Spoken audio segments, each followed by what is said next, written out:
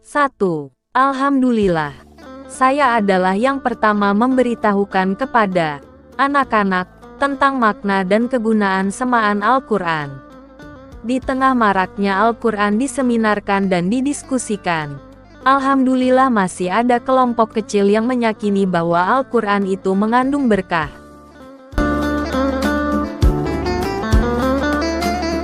2. Saya mengambil langkah silang dengan mengatakan kepada anak-anak yang berkumpul agar sebulan sekali mengadakan pertemuan, ngobrol-ngobrol, guton-guton santai. Syukur bisa menghibur diri dengan hiburan yang berbau ibadah yang menyentuh rahmat dan nikmat Allah. Kebetulan saya menemukan satu pakem bahwa pertemuan yang dibarengi dengan alunan Al-Quran, membaca dan mendengarkannya, syukur-syukur dari awal sampai akhir, Allah akan memberikan rahmat dan nikmatnya. Jadi, secara batiniah, semaan Al-Quran ini menurut saya adalah hiburan yang bersifat hasanah bernilai baik. Juga, pendekat diri kita kepada Allah dan tabungan di hari akhir. Itu pula yang benar-benar diyakini para pengikut semaan Al-Quran.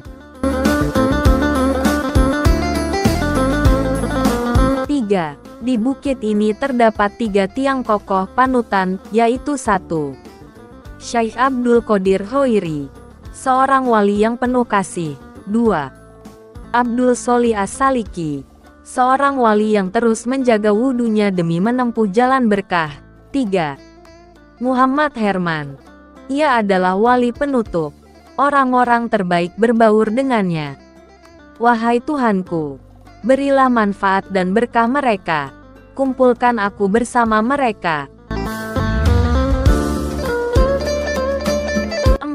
Mengenai tata krama ziarah kubur. Selayaknya lahir batin ditata dengan baik. Saya juga berpesan, kalau seseorang berceramah, hendaknya ia tidak meneliti siapa yang dimakamkan, juga riwayat hidupnya. Setidaknya hal demikian ini hukumnya makruh. 5. 3 orang yang tidur ini hidup sebelum Wali Songo. Orang-orang banyak datang ke sini. Demikian juga orang-orang yang sakit. Mereka kalau datang ke sini sembuh.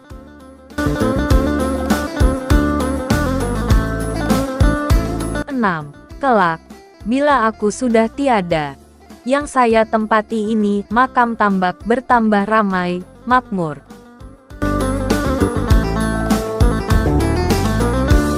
7. Saya di sini hanya itiba, mengikuti Kiai Sepuh, seperti Kiai Fatah dan Kiai Munzir.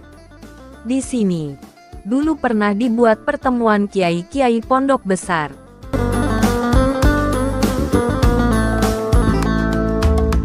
8. Makam ini yang menemukan keturunan Pangeran Diponegoro. Dulu, desa ini pernah dibuat istirahat oleh Pangeran Diponegoro. Di desa ini tidak ada salat dan tidak ada apapun. Keturunan Diponegoro ini ada 2. Yang satu menjadi dukun sunat tetapi kalau berdandan nyentrik. Sedang adiknya jadi pemimpin seni jaranan.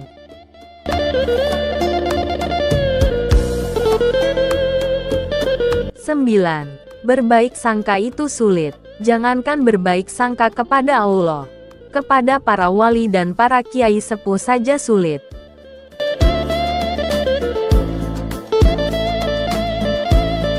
10. Di tambak itu, kalau bisa bersabar, akan terasa seperti lautan.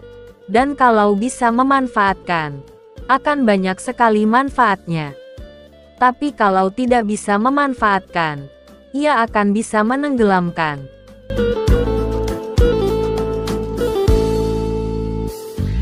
11. Huruf hijaiyah itu ada banyak, ada ba, jim, dot, sampai ya.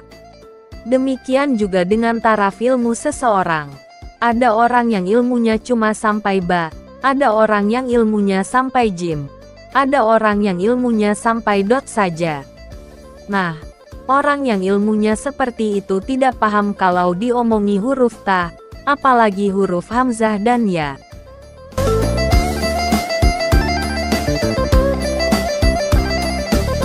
12. Saya bukan kiai.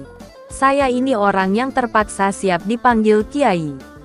Saya juga bukan ulama. Ulama dan kiai itu beda. Kiai dituntut untuk punya santri dan pesantren.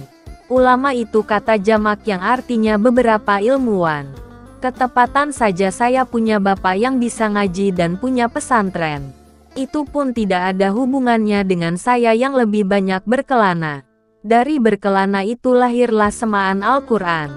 Jadi, hiburan, anak-anak, dan saya datang bukan atas nama apa-apa. Hanya salah satu pengikut semaan Al-Quran. Yang bukan samiin setia, bukan pengikut yang aktif.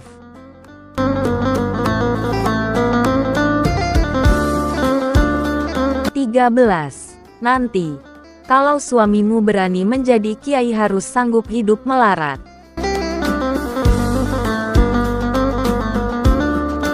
14. Akhirnya, maaf, kita menyadari bahwa kaum ulama, lebih-lebih seperti saya, dituntut untuk menggali dana yang lebih baik. Dana yang benar-benar halal, kalau kita memang mendambakan ridho Allah.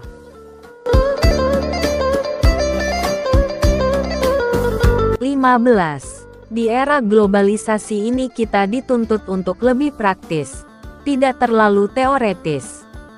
Semua kiai dan ulama sekarang ini dituntut mengerti bahwa dirinya punya satu tugas dari Allah, yakni membawa misi manusiawi.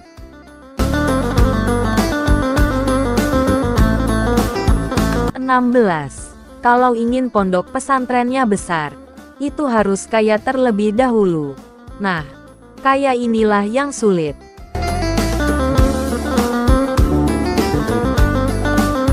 17. Pondok pesantren ini, walaupun kecil, mbok ya biarkan hidup. Yang luar biar di luar, yang dalam biar di dalam.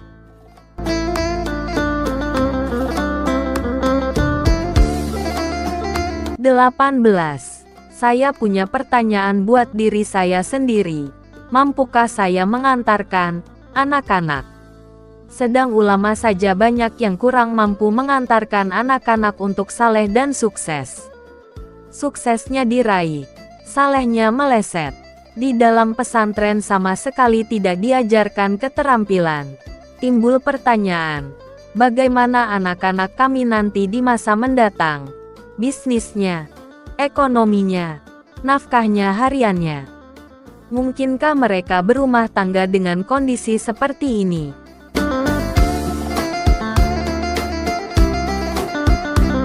19. Manusia itu kalau punya keinginan, hambatannya cuma dua, godaan dan hawa nafsu. Kuat cobaan apa tidak? Kuat dicoba apa tidak?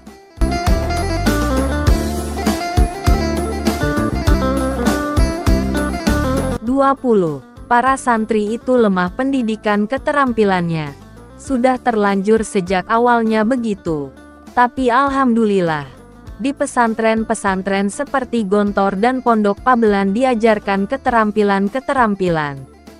Di sana, keterampilannya ada, tapi wiridannya tidak ada. Saya senang pesantren yang ada wiridannya.